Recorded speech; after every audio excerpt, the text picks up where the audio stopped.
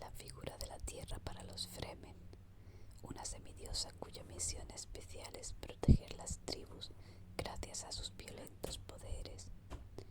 Es la reverenda madre de las reverendas madres. Es una suerte de antimentad para los peregrinos que acuden a ella con peticiones para que les devuelva la virilidad o la fecundidad. Es la prueba viviente de que lo analítico tiene sus límites. Representa la tensión última. Es la virgen prostituta, espiritual, vulgar, cruel, tan destructiva en sus caprichos como una tormenta de Coriolis. Santa Alia del Cuchillo, tomado del informe de Irulan. Alia permanecía absorta e inmóvil como un centinela ataviado con túnica negra en la plataforma sur de su templo. El magnífico santuario del oráculo que las cohortes Fremen de Paul habían edificado para ella contra una de las murallas de su fortaleza. Odiaba esa parte de su vida, pero sabía que no había manera de eludir el templo sin condenarlos a todos a la destrucción. Los peregrinos, malditos sean, eran cada vez más numerosos. El porche inferior del templo siempre estaba abarrotado de ellos. Los buhoneros se entremezclaban entre los peregrinos y había también hechiceros menores, arúspices y adivinos, todos intentando llevar a cabo una miserable imitación de Paul Muad'Dib y su hermana. En la mercancía de los vendedores se veían muchos de esos paquetes rojos y verdes que tenían en su interior el nuevo tarot de Dún. Alia pensó en el tarot. ¿Quién lo había introducido en el mercado arraqueno? ¿Por qué había conseguido tanta popularidad en ese momento y lugar? Era con la intención de emborronar el tiempo. La adicción a la especia traía siempre consigo cierta sensibilidad a la predicción. Los Fremen eran muy espirituales. Era fortuito que la mayor parte de ellos se apasionaran con los portentos y presagios aquí y ahora. Decidió buscar una respuesta tan pronto como le fuera posible. Había viento del sudeste, uno ligero y residual, frenado por la escarpadura de la muralla escudo que se asomaba muy alta en las estribaciones del norte. La cordillera brillaba con un tono anaranjado entre el polvo que relucía bañado por los últimos rayos del sol de la tarde. Era un viento cálido que soplaba contra sus mejillas y le hacía sentir añoranza por la arena y por la seguridad de los espacios abiertos. Los últimos fieles del día descendían solos o en grupo los amplios escalones de piedra verde del porche inferior, haciendo pausas para contemplar los recuerdos y los amuletos sagrados de los tenderetes de los buhoneros. Algunos también aprovechaban para hacer una última consulta a los hechiceros menores, peregrinos, suplicantes, gentes de la ciudad, Fremen, vendedores que cerraban su comercio al terminar el día. Todos formaban una serpenteante fila que avanzaba por la avenida bordeada de palmeras que conducía al centro de la ciudad. Los ojos de Alia distinguieron a los Fremen, con gélidas miradas de total superstición en los rostros y esa manera semisalvaje que tenían de mantenerse a distancia de los demás. Era su fuerza y su debilidad. Seguía capturando gusanos gigantes para usarlos como medio de transporte, como deporte o para el sacrificio. No confiaban en los peregrinos de otros mundos. Casi no toleraban a los habitantes de los Graven y de las Dolinas y odiaban el cinismo que veían en los vendedores ambulantes. Nadie se atrevía a provocar a un Fremen, ni siquiera protegido por la multitud que se hacinaba en los alrededores del santuario de Alia. Los apuñalamientos estaban prohibidos en los sagrados alrededores, pero se habían hallado cuerpos más tarde. La partida de la multitud había levantado una nube de polvo. El olor a pedernal llegó hasta Alia y avivó una oleada de añoranza por el Bled. Se dio cuenta de que su percepción del pasado se había aguzado desde la llegada del Gola. Habían experimentado mucha felicidad en los días apacibles que habían precedido a la ascensión de su hermano al trono. Tiempo para bromear, para hacer pequeñas cosas, para disfrutar de una fresca mañana o de un atardecer. Tiempo, tiempo, tiempo. Hasta el peligro había sido mejor en esa época. Uno claro que venía de lugares conocidos. Nunca había necesitado exceder los límites de su presciencia. Contemplar detrás de densos pelos que ocultaban frustrantes atisbos del futuro. Los Fremen salvajes lo expresaban así. Hay 4 cosas que no pueden ocultarse: el amor, el humo, una columna de fuego y un hombre que camina por el Bled. Alia se retiró de la plataforma a las sombras del santuario tras sentir un repentino sentimiento de repugnancia y recorrió el balcón que dominaba la resplandeciente opalescencia de la sala de los oráculos. La arena crujía en las baldosas bajo sus pies. Los suplicantes siempre llenan de arena las cámaras sagradas. Ignoró a sirvientes, guardias, postulantes, los omnipresentes y aduladores sacerdotes que Zárate, y penetró en el pasadizo en espiral que ascendía sinuoso hasta sus aposentos privados. Allí, entre divanes, alfombras mullidas, tapices y recuerdos del desierto, hizo salir a las amazonas Fremen que Stilgar le había asignado como sus guardias personales. Perros guardianes más bien. Se fueron entre murmullos y protestas, pero más temerosos de ella de lo que habían estado nunca de Stilgar. Después Alia se desvistió y solo se dejó el gris envainado colgando de un cordel en el cuello antes de dirigirse al baño. Sabía que él estaba cerca, esa silueta de un hombre que podía percibir en su futuro, pero que era incapaz de ver. Le enfurecía que ningún poder de presciencia pudiese revelarle la carne de esa sombra.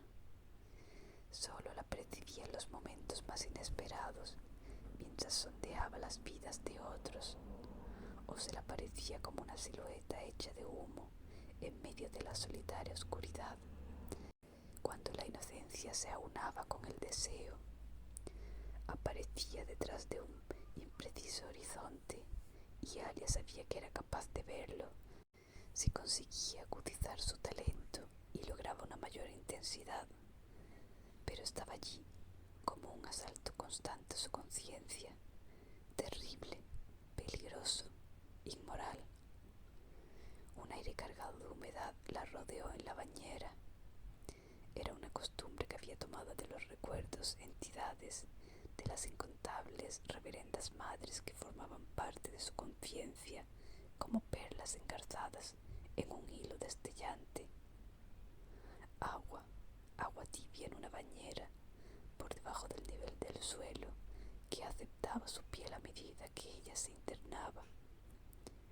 Unas baldosas verdes con figuras de peces rojos formaban un patrón marino alrededor del agua.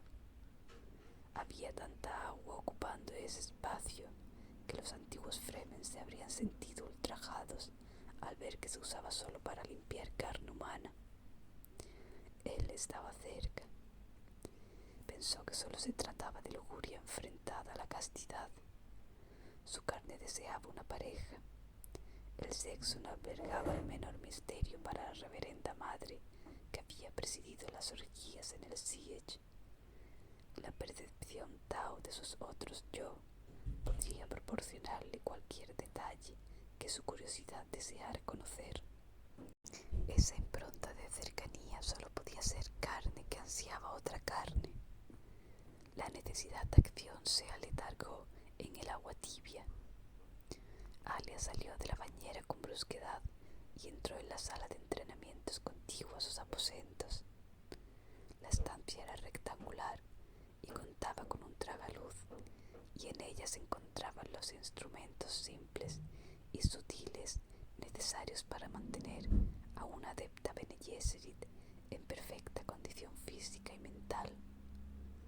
Había amplificadores mnemónicos, molinos digitales de Higgs para fortalecer y sensibilizar dedos de manos y pies, sintetizadores olfativos, sensibilizadores táctiles, campos de gradiente de temperatura, detectores de esquemas repetitivos para prevenir hábitos, monitores de respuesta de ondas alfa, sincronizadores de parpadeo para afinar los análisis visuales en el espectro de luz-oscuridad. En una de las paredes, escrito por su propia mano con pintura mnemónica en letras de 10 centímetros, se hallaba el recordatorio clave del credo Bene Gesserit. Antes de nosotras, todos los métodos de enseñanza estaban mancillados por el instinto. Nosotras aprendimos cómo aprender. Antes de nosotras, los investigadores llevados por el instinto poseían un margen limitado de atención que a menudo no superaba el tiempo de una simple vida humana. Nunca se les ocurrió lanzarse a proyectos que necesitaran desarrollarse a través de varias generaciones. El concepto de educación total, músculo-nervio, no entró jamás en sus conciencias.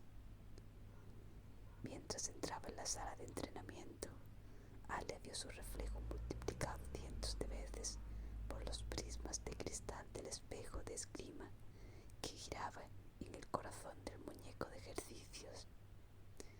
Vio la espada alargada, aguardando en la funda junto al muñeco, y pensó: sí, haré ejercicio hasta agotarme, vaciaré mi carne y aclararé mi mente. Cogió el arma y la sopesó, sacó el gris que colgaba de la funda de su cuello y lo empuñó con la izquierda. Después pulsó el botón activador del muñeco con la punta de la espada. Notó la resistencia cuando el aura del escudo se formó alrededor del muñeco y apartó su espada con suavidad, pero con firmeza. Los prismas destellaron. El muñeco se deslizó hacia la izquierda. Alia lo siguió con la punta de la espada larga y pensó, como hacía a menudo, que esas cosas parecían estar casi vivas, pero solo estaban formadas por un amasijo de servomotores y complejos circuitos de reflejo con los que engañar a la vista para apartarla del peligro, para confundir y para enseñar. Era un instrumento preparado para reaccionar igual que ella, un anti-yo que se movía cuando ella se movía, que equilibraba las luces de las prismas y estaba siempre preparado para contraatacar. Los prismas creaban la ilusión de que eran varias espadas las que la amenazaban, pero solo una de ellas era real. Desvió esa y deslizó la suya a través del escudo para atravesarlo y tocar el blanco. Se encendió una señal luminosa roja y parpadeante entre los prismas. Más distracciones. La cosa volvió a atacar, esta vez un poco más rápido que al principio. Alia desvió el golpe y abandonó toda precaución para entrar en la zona de peligro y conseguir tocar el objetivo con el gris. Dos luces parpadearon en los prismas. El muñeco volvió a incrementar la velocidad y empezó a moverse sobre las ruedas como si fuera un gigantesco imán atraído por el cuerpo de Alia y por la punta de su espada. Ataque, parada, contraataque. Ataque, parada, contraataque. Ya se habían encendido 4 luces y y la cosa se volvía cada vez más peligrosa y más rápida con cada una de las luces. Cada vez era más fácil dejarse confundir. 5 luces. El sudor perló la piel desnuda de Alia. Ahora vivía en un universo cuyas dimensiones estaban alineadas por esa espada amenazante. El blanco, sus pies desnudos en el suelo de la estancia, sentidos, nervios, músculos, movimiento contra movimiento, ataque, parada, contraataque. 6 luces, 7, 8. Nunca había llegado a 8. El miedo empezó a abrirse paso entre las grietas de su mente, un grito salvaje que la advertía sobre la locura que estaba cometiendo. Aquel instrumento de prismas que le servía de blanco era incapaz de pensar, experimentar cautela o remordimientos, y blandía una espada auténtica. Sin ella, el entrenamiento no tenía razón de ser.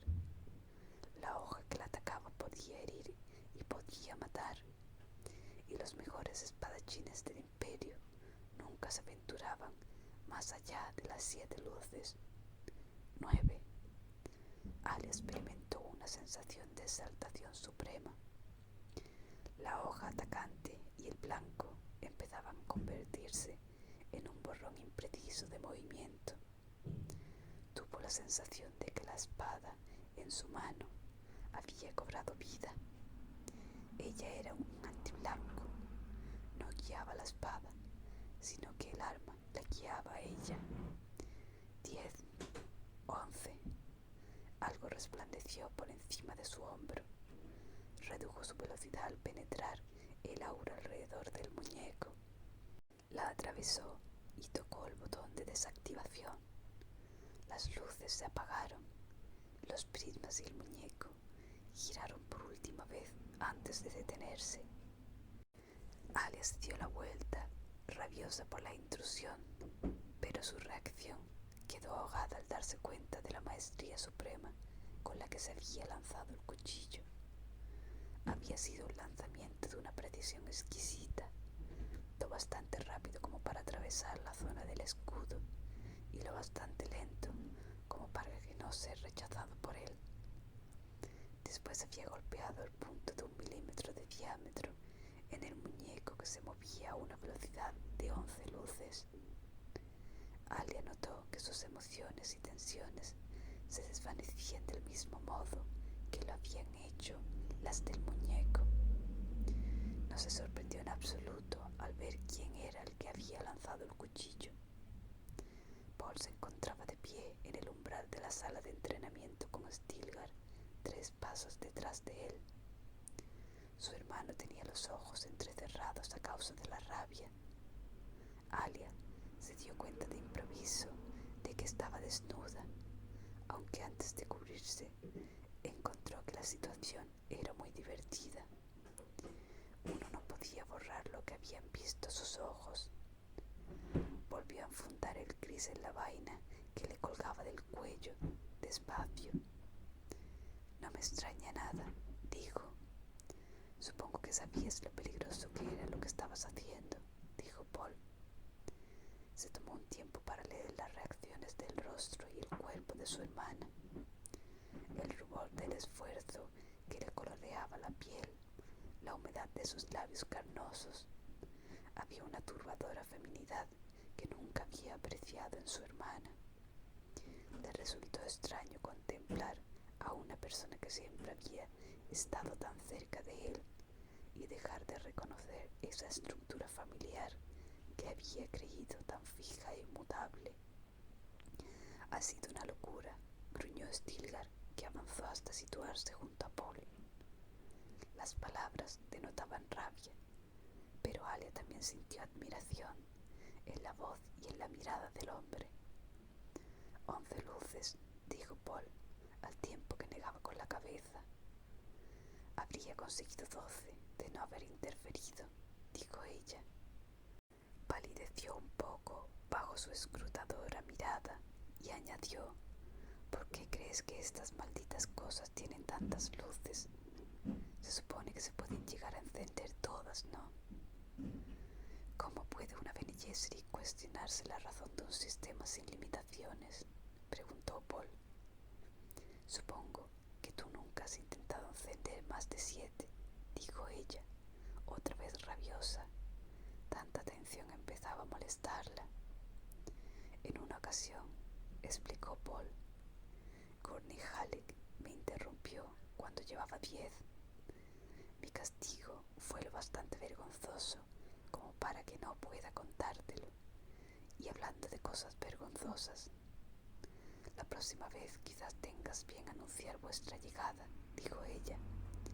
Pasó con altivez junto a Paul, entró en su habitación, se puso una túnica holgada de color gris y empezó a cepillarse el cabello frente al espejo de la pared. Se sentía sudorosa y un poco triste, la melancolía que se experimentaba después de un coito sin más deseo que el de bañarse nuevamente y dormir. ¿Qué hacéis aquí?, preguntó. Mi señor, dijo Stilgar. Había una extraña inflexión en su voz que hizo que Alia se volviera para mirarle. Fue una sugerencia de Irulan, dijo Paul. Por extraño que pueda parecer, cree y parece que algunas informaciones que posee Stil lo confirman, que nuestros enemigos preparan algo de gran envergadura contra... Mi señor, dijo Stilgar con voz cortante, mientras su hermano se giraba para mirar a Stilgar con gesto inquisitivo. Alia no dejó de observar al anciano Naif Fremen. Había algo en él que dejaba claro que se trataba de uno de los primitivos. Stilgar creía en un mundo sobrenatural muy cercano a él, un mundo que le hablaba en un idioma pagano y simple que despejaba todas sus dudas. Era un universo natural en el que podía ser cruel e imparable y que no tenía la moralidad común del imperio. Sí, Stil, dijo Paul. ¿Quieres ser tú quien le diga por qué hemos venido? No es el momento de hablar por qué hemos venido, dijo Stilgar. ¿Qué ocurre, Stil? Stilgar no había dejado de mirar a Alia. ¿Acaso estáis ciegos, señor? Paul se giró hacia su hermana y sintió una brusca sensación de intranquilidad. Stilgar era el único de sus asistentes que se atrevía a hablarle de esa manera, pero aún así controlaba muy bien los momentos en los que era necesario hacerlo. Necesita una pareja, exclamó Stilgar con brusquedad. Tendremos problemas si no se casa pronto con alguien. Alia se sobresaltó, con el rostro ruborizado de repente. ¿Cómo ha podido darse cuenta?, se preguntó. El autocontrol Bene Gesserit había sido incapaz de prevenir esa reacción. ¿Cómo lo había conseguido Stilgar? No poseía el poder de la voz. Se sintió furiosa y consternada a la vez. Escuchad al gran Stilgar, dijo Alia, que les dio la espalda, consciente del mal genio que emanaba de su voz. Advertid a las vírgenes que tengan cuidado de Stilgar el Fremen. Os amo a ambos, así que no puedo permanecer en silencio, dijo Stilgar, con una profunda dignidad en el tono de su voz. Nunca habría llegado a ser jefe entre los Fremen de no haber entendido a lo que mueve a los hombres y a las mujeres. Uno no necesita poderes misteriosos para ello. Paul sopesó las declaraciones de Stilgar y pensó en lo que acababa de ver, en su innegable reacción viril ante su propia hermana. Sí, había algo de hembra en celo en Alia, algo salvaje y lascivo. ¿Por qué tenía que haberse puesto a practicar esgrima completamente desnuda y arriesgar su vida de esa manera tan estúpida? 11 luces en los prismas. El autómata sin cerebro, que era el muñeco de ejercicios, adquirió en su mente el aspecto de una criatura ancestral y horrible. Su posesión era el símbolo de la era en la que se encontraban, pero también acarreaba consigo consigo el veneno de la vieja inmoralidad. En el pasado los hombres se habían dejado guiar por la inteligencia artificial, los cerebros de los ordenadores. La yihad butleriana había puesto fin a todo aquello, pero no había acabado con el aura de aristocrático vicio que englobaban esas cosas. Claro que Stilgar tenía razón. Alia necesitaba una pareja. Me ocuparé de ello, dijo Paul. Alia y yo lo discutiremos más tarde en privado. Alia se dio la vuelta y miró a Paul con fijeza. Sabía cómo funcionaba su mente, por lo que supo que acababa de tomar una decisión mental, resultado de innumerables datos analizados por ese análisis propio de un ordenador humano. Había una cualidad inexorable en esa convicción, un movimiento similar al de los planetas.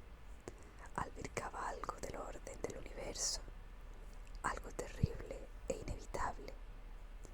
Señor, dijo Stilgar, quizás debiéramos.